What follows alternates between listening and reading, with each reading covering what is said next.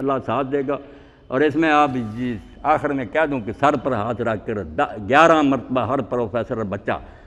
نماز جب پڑھے اپنے سر پر ہاتھ رکھے اور یہ کہہ دے یا قوی ہو یا قوی ہو یا قوی، انشاءاللہ اس کا حافظہ کمپیوٹر کی طرح ہو، 2 یا پڑھے گا حافظہ قوی ہو جائے گا اور یادداشت اس کی مضبوط ہوگی۔ اللہ مدد کرے گا کہ یا قوی ہو یا قوی ہو، اے اللہ تو خود قوی ہے، طاقتور ہے، میرے حافظے کو طاقتور بنا دے۔ تو آ جائیں اللہ کی طرف، اس کے رسول کی تعلیم کی طرف۔ رسول واقعی ایسا ہے کہ اس سے محبت، آپ نے فرمایا اللہ کی قسم کوئی شخص مومن نہیں ہو سکتا جب تک وہ اپنے ماں باپ اولاد ساری دنیا کے لوگوں سے بڑھ کر مجھ سے محبت نہیں کرتا۔ التولا جمی پرسی کے چیز خشک چوبے در پھرا کے وہ گریز، یہ وہ واقعہ جو حسن بصری بیان کرتے تھے، رو پڑتے تھے، کہتے وہ درخت رویا سوکھا ہوا، کھجور کا تنا تھا، ممبر نہیں بنا تھا، حضور اس پر دستے مبارک رکھتے تھے، کھڑے ہو کر خطبہ دیتے۔ ایک انصاریہ عورت نے کہا حضور آپ کو تکلیف میں ممبر نہ بنوا دوں؟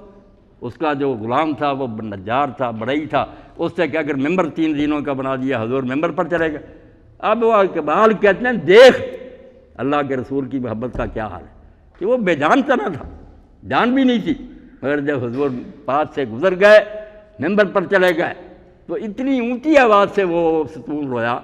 جیسے کوئی بچہ جو ہے نا اونٹنی کا اپنی ماں سے بچھڑ گیا، زاروں زار رویا۔ ساری مسجد نے آواز سنی، حضور اترے اور اپنے ساتھ لگا لیا، پھر آہستہ آہستہ سسکیاں بھرتا ہوا خاموش ہوا۔ تو اقبال کہتا ہے اور یہی حسن بصری کہتے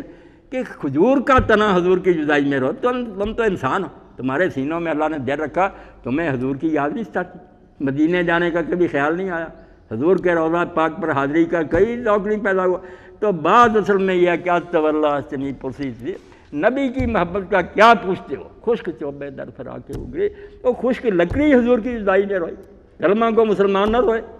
دیر رات رونا چاہیے۔ کہاں تھے وہ جامی جن کے بارے میں علماء نے کہتا حضور نے خواب میں کہا مدینے کے حاکم کو کہ جامی کو نہ میرے روضہ پر آنے دے، یہ مر جائے گا۔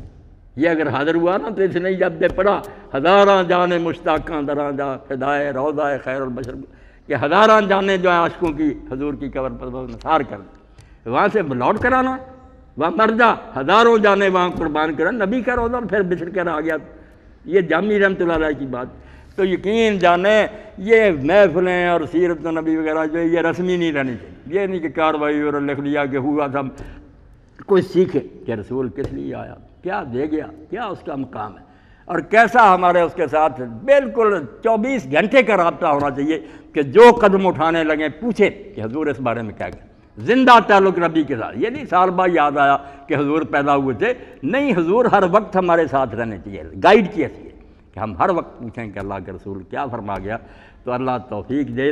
آپ کے علم میں بھی اللہ برکت دے، دنیاوی علوم بھی آپ کو نصیب کرے، مگر یہ جو ہے نا تیرنے والا علم جس سے پار ہونا، اس کو بھی آپ سیکھیں۔ مسلمان کا اصل علم یہ ہے، ورنہ علم کہ راہ بحق نہ نمایاں جہارت ہے، کتابوں کا آپ پر پشتارہ لا دیا گیا، ڈھیر لا دیے گئے، مگر یہ علم حاصل نہ ہوا تو ساری زندگی کارت گئی۔ وآخر دعوانا ان الحمدللہ رب العالمین وصلی اللہ تعالی علی عبد اللہ ورسولہ خاتم النبیین سیدنا و نبینا و مولانا محمد وعلی آلہ وصحبہ اجمعین۔ اب لائٹ بھی جاتی رہی اور پتہ نہیں وقت بھی کتنا ہو گیا، کیا جاتا ہوں میں جوش جنوں میں تیرے اسرار، میں تو دیوانہ ہوں، بات چل جائے پھر اس میں اللہ کے رسول کے ذکر میں لذت ہے، کوئی پتہ نہیں کہ وقت کیا کہ اگر کچھ ہے کوئی سوال آپ کے ذہن میں وقت ہے تو پوچھ لیں بیٹے۔ اب اگر کبھی موقع ملے تو میں اپنے عزیزوں سے بھی کہوں گا کہ میں وہاں جاتا ہوں نا یونیورسٹی میں، تو ان اساتذہ نے بھی سمجھ لیا، پروفیسر ڈاکٹر وہ سوال کرتے ہیں، اب انہوں نے درس وغیرہ چھوڑ دیے ہیں، وہ سوال اکٹھے کر لیتے ہیں، مجھ کو جب بلاتے ہیں میں اویلیبل ہی ہوتا ہوں، چلا جاتا ہوں، پھر وہ ڈاکٹر صاحب کہتے ہیں آج عید ہے، پوچھتے جاتے ہیں، میں ساتھ ساتھ جواب دیتا ہوں۔ تو اصل میں جو ہے نا سوال جواب کی نشست یہ مفید ہے کہ ہر آدمی بچہ بچی اپنے دل میں جو بھی ہے اس کے وہ پوچھ لے، اس سے بہت سے لوگوں کا بھلا ہوتا ہے۔ درس تو آدمی اپنے خیال میں جو مناسب ہوتا ہے، تو آگے اگر کوئی موقع اللہ نے دیا، یا آپ ٹیلی فون نمبر بھی میرا نوٹ کریں، جس بچے بچی کو یا استاد کو کوئی سوال درپیش ہو پوچھے، میں حاضر ہوں ہر وقت۔ جی